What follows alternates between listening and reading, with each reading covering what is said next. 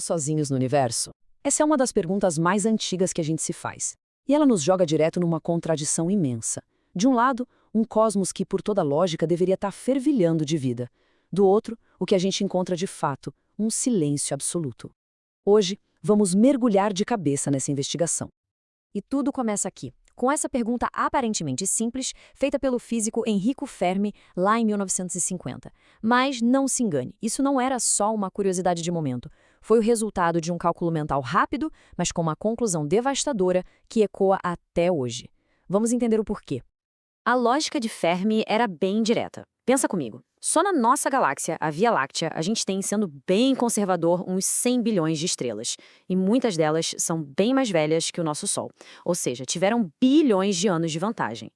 Com tanto tempo de vantagem, qualquer civilização tecnológica já deveria ser óbvia pra gente. A gente deveria ver seus sinais, suas naves, talvez até megaestruturas no céu.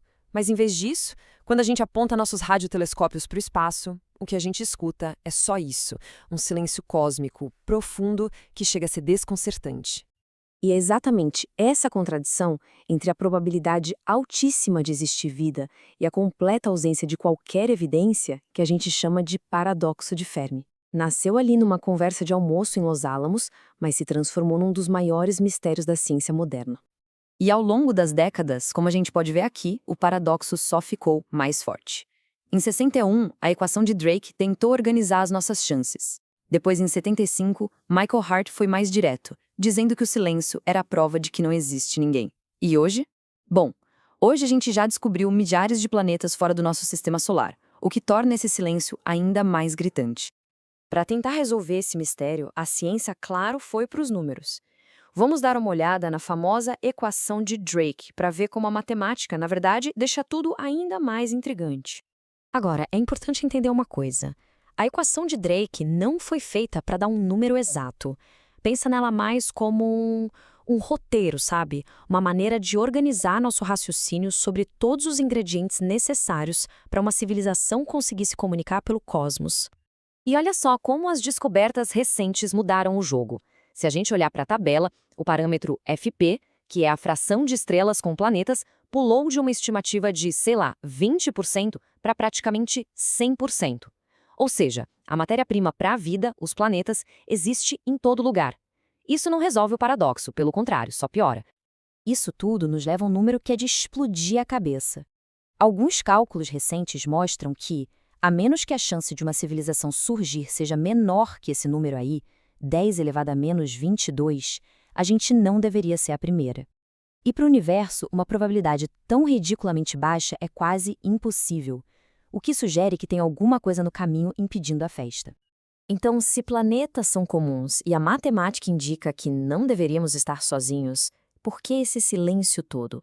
A principal teoria para explicar isso tem um nome bem impactante: o conceito de um grande filtro. Pensa no grande filtro como um obstáculo, uma barreira quase intransponível na longa jornada da vida. E a pergunta mais crucial para toda a humanidade é: esse filtro está no nosso passado ou ele ainda está por vir no nosso futuro? Essa escolha, se o filtro está no passado ou no futuro, tem consequências radicalmente diferentes para o nosso destino. Vamos analisar essas duas possibilidades porque elas mudam tudo. A lógica é a seguinte: se o filtro já passou, significa que somos uma raridade cósmica, que sobrevivemos a algo quase impossível, e o futuro está aberto. Mas se o filtro está à nossa frente, então o silêncio que a gente ouve pode ser o eco da extinção de todas as outras civilizações que chegaram onde estamos agora. E que filtros poderiam ser esses que, com sorte, já superamos? Bom, tem alguns candidatos bem fortes. A abiogênese, por exemplo, o simples salto da química sem vida para a primeira célula viva, pode ser algo absurdamente raro. Ou então o surgimento de células complexas como as nossas, um evento que na Terra demorou quase 2 bilhões de anos para acontecer. Isso nos leva a uma ideia que parece maluca, mas que faz todo o sentido. Se a gente encontrar vida em Marte, mesmo que seja só uma bactéria, e ela tiver surgido de forma independente da nossa, isso é uma péssima notícia. Por quê? Porque significaria que o surgimento da vida é fácil. E se é fácil, o grande filtro não está no nosso passado. Ele obrigatoriamente estaria à nossa frente. É por isso que um Marte estéril é, paradoxalmente, uma boa notícia pra gente. E se o filtro estiver no futuro, quais seriam os candidatos? Infelizmente, a lista é bem familiar. São os riscos que a gente mesmo criou e que já enfrentamos hoje. Guerra nuclear, uma inteligência artificial que sai do nosso controle, colapso ambiental. O silêncio cósmico, nesse caso, seria um grande e terrível aviso. Ok, o grande filtro é a explicação mais famosa, mas não é a única. Existem outras hipóteses, algumas bem mais exóticas, digamos assim, para explicar por que o universo parece tão vazio. Vamos explorar algumas. Primeiro, a gente precisa conhecer a escala de Kardashev, que classifica civilizações pela energia que elas usam.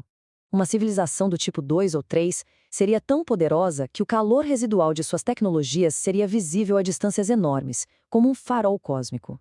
Nós já procuramos por essa assinatura de calor em mais de 100 mil galáxias. O resultado? Absolutamente nada. Outras ideias sugerem que o silêncio é uma escolha. A teoria da floresta sombria diz que o universo é um lugar perigoso e a regra número 1 para sobreviver é ficar quieto. Já a hipótese do zoológico sugere que somos como um animal numa reserva, sendo observados de longe sem interferência. E tem até a hipótese da estivação, que propõe que as civilizações mais antigas estão hibernando, esperando uma era futura mais fria e melhor para processar informações. No fim das contas, a busca por vida lá fora nos obriga a olhar para dentro. O paradoxo de Fermi acaba funcionando como um espelho, refletindo nosso próprio lugar no universo e as nossas próprias escolhas. E no final, a gente fica com duas interpretações principais. Ou nós somos incrivelmente raros, talvez os únicos, e por isso temos uma responsabilidade gigantesca de não estragar tudo, ou a vida inteligente é comum, mas o silêncio que nos cerca é um aviso sombrio sobre os perigos que toda civilização avançada enfrenta. Não importa qual seja a resposta certa, a conclusão prática para nós é exatamente a mesma. O grande silêncio cósmico nos diz, com todas as letras, que o futuro da vida inteligente, pelo menos aqui neste canto do universo, depende única e exclusivamente das nossas próprias ações. E assim, a análise do paradoxo nos deixa com essa pergunta final que continua a ecoar. O que essa imensidão vasta e silenciosa nos revela sobre os desafios e as possibilidades que nós mesmos temos pela frente? A resposta, seja qual for, é a que vai definir o futuro da humanidade. Sabe o que eu quero saber mais, saber tudo, descobrir o mundo, sair desse escudo. Cada clique é um passo rumo ao saber, aprenda tudo, story.